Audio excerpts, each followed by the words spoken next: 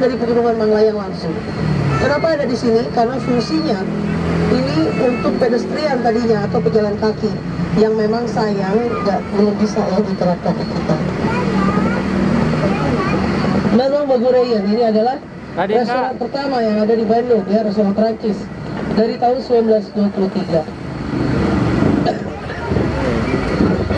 Nah, ini tempat es krim Kantina. Ini jadi viral ya.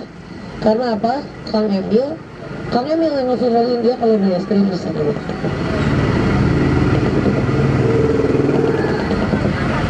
Dan di sini juga tahun 1919 ada showroom Mercedes-Benz, tepatnya di Braga Timur sekarang.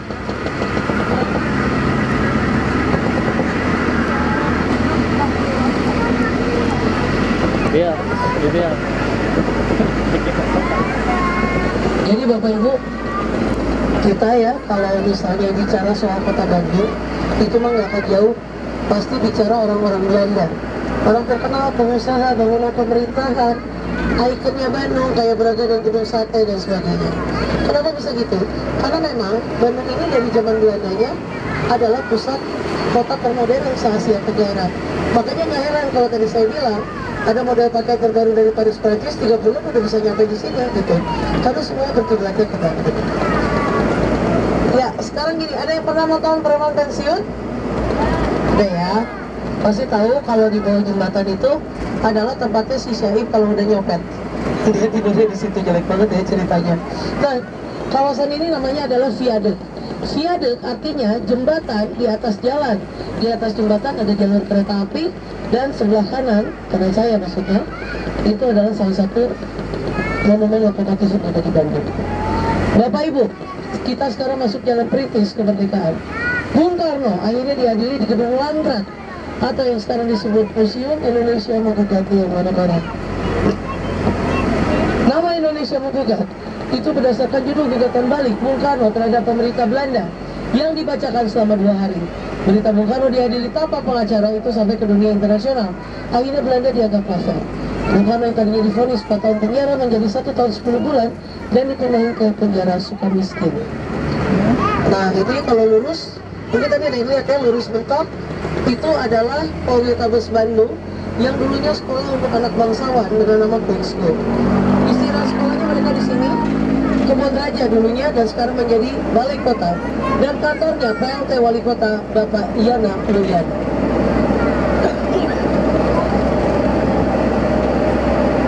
Bapak Ibu, ini dulu ada gudang penyimpanan kopi dan teh milik pengusaha Belanda Andres de Wilde yang datang ke Indonesia sebagai dokter bedah tentara Belanda.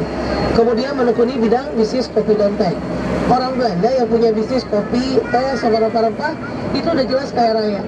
Karena pada saat itu adalah barang-barang yang boleh dibilang langka ya di Eropanya. Makanya harganya selangit. Lebih mahal dari emas berlian loh, jangan salah. Dijaga di gedung penting. Andres de Wilde boleh dibilang dia kaya pada masanya, kaya banget.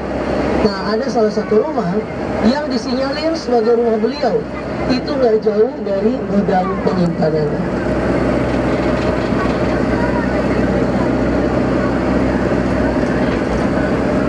Ya Bapak Ibu, saya bukan bermaksud sombong ya, karena salah satu rumah yang tadi saya ceritain ini sekarang menjadi rumah papi saya. Kenalkan, Pangdam 3 Siliwangi.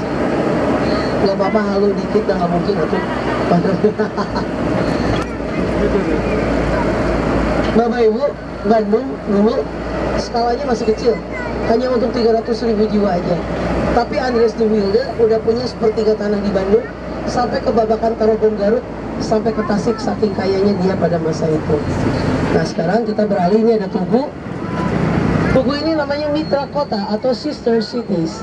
Mitra Kota atau Sister Cities adalah kota-kota di berbagai negara yang mempunyai aspek yang sama dengan kota Bandung dalam bidang pendidikan, kebudayaan, pariwisata, dan perdagangan.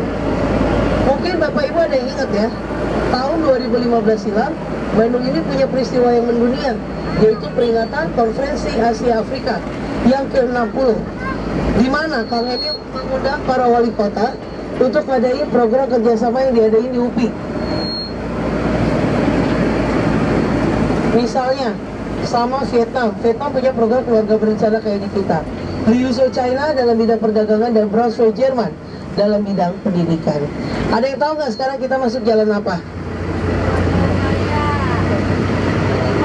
Ya, Insinyur Haji Juanda ya.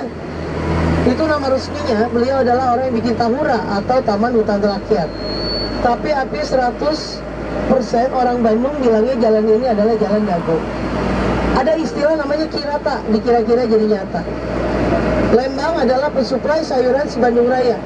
Bapak Ibu dulu orang dari Lembang bawa sayur pakai kereta kuda, turun ke Maribaya, dagu atas, dagu bawah, terus ke kota.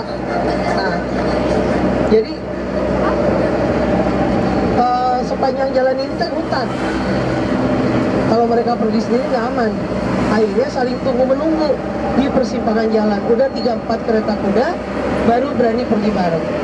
Tungguin. Nah,